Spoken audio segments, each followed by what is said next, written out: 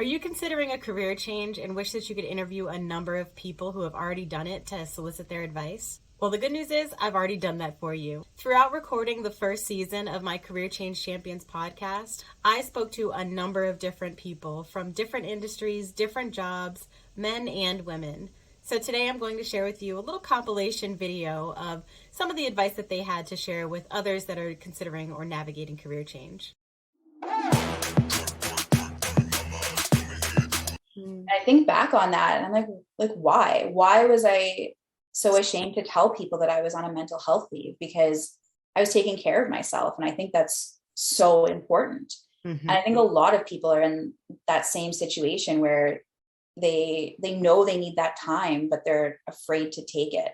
Mm-hmm. So having that time to look back on that and realize how vital that was for me, I think if you're in that position, take that time, because it's so important. And then reflect, right? Like I took that time, I reflected on my job, I decided what I was okay with, what I was not okay with. And I think for some people, if they're able to take that time off and they get back into their career, I think they can still have a long career. It's just setting boundaries when they get back, right? Mm-hmm. So I don't think it necessarily means, you're burnt out, time for a career switch. Mm-hmm. But I think taking that time to really reflect on what got you to that burnout. Is there something that you can change to prevent that in the future? Or maybe it's either getting a new job in the same field or totally switching gears. All the other jobs and roles I had, this was always what I did. When I was not very happy and entirely happy with the situation, I would try to tweak it where I was, like not necessarily immediately jumping out of the employment and finding something else or finding another job. I would really try to match my expectations and my needs in the job I already had. Yeah. Unfortunately, in my environment, it was not possible because people are very rigid and boxed up in what they think you should be doing. There is very little flexibility to a certain extent, but the extent was not enough for me to fulfill me. I use this analogy all the time that Tyra Banks used. I don't know if it was on Top Model or her talk show, but she was talking about how when you go to a buffet, you don't go up the first time and just stack your plate with all the stuff or whatever. You go up there and you kind of just take small samples from each of the things you think you like, go back to your table and eat. And the stuff that you really like on that first round, that's when you go back and start piling on. I think it's important to do that in your career. When you make your decisions for what you're going to major in, if you go to college, if you make your decision then on what you're going to major in, who's to say the decision you made when you were 17 or 18 is going to be what you want to do for the rest of your professional career? It's important to try new things. So while I'm working now in a full-time job, it's important to me that I'm still tapping into that travel bug that I have and writing, podcasting and speaking engagements and stuff like that, just to figure out, am I scratching the itch that I have? Am I 100% tapped into what I really want to be doing or what I'm passionate about? And then go from there.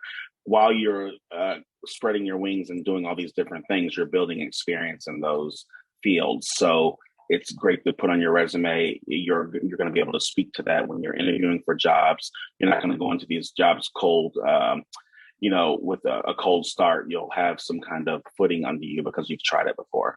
I actually heard you talk about your why, because it sounds like it was your own pain that drove you to want to understand pain better. And then once you started your, I would call it love for boxing, right? Like on the side, so to speak, you started to uncover your own experiences with fear. And that's when fear came into it, and the emotion and the mindset things of the picture. So it sounds like every step of the way you were very mindful of your own experiences, and you let that lead you into the next path of things. Is that right?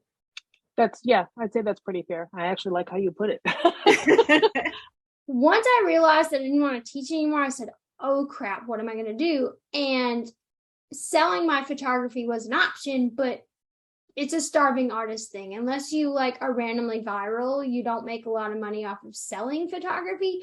So I was like, okay, well, how do I take these two passions and put them together? I think if anyone ever wants to pivot, you just slowly pivot. So I went from teaching science to selling artwork, and then knowing that, yes, I'm a good photographer, so what can I do next? So I can help businesses, so I'm taking their pictures, and then, oh, I'm really good at talking to people, so I could do the marketing aspect. So just constantly pivoting within my own business. I was angry all the time. I was resentful. Maybe resentful is a better way to say it. You know what? I was angry. And I didn't like the way I was coming home. I didn't like the way that was spilling over onto my kids.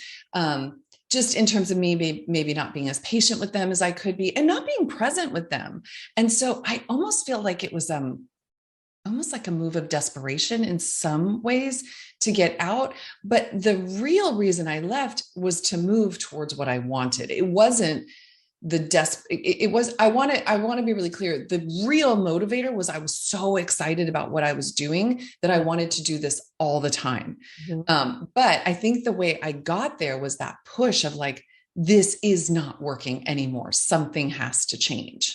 We evolve as humans. So the career path that we choose for ourselves may not be the one that we stick with. So, particularly when I work with my coaching clients, what I love to do is teaching them how to understand, how to identify the thing that you want to do that's going to make you fulfilled, not just because it pays well or because you think it's the cool thing to do these days, but really to identify what it is that they want to be doing and be able to have those skills for a lifetime, because you're going to change and your passions and your strengths are going to evolve. And just what you want to do in your life is going to evolve, but always having those skills to understand, what it is that you can move into next based on your journey to date, I think is a key skill to have, because when that comes up, to your point about like, oh, I don't want to teach, but shoot, what do I want to do?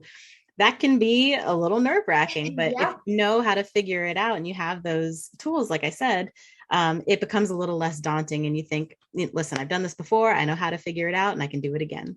And so I think that it's important for people to, again, look at life through a very focused lens and see where those parallels happen. If you're always the dope one dressed at work and you want to be a stylist or a fashion influencer, then start cataloging your outfit of the day every day. You know what I mean? It's these little things that we see people making millions being influencers or whatever they're doing. And we think oh, I want to get to that one day. Well, they didn't start there. Right. I started with one follower. The one follower was me. It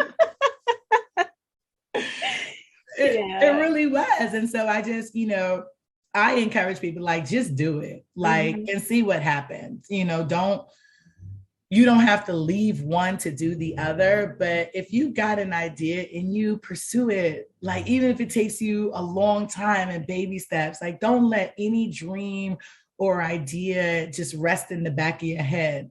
Go. Right. Constantly.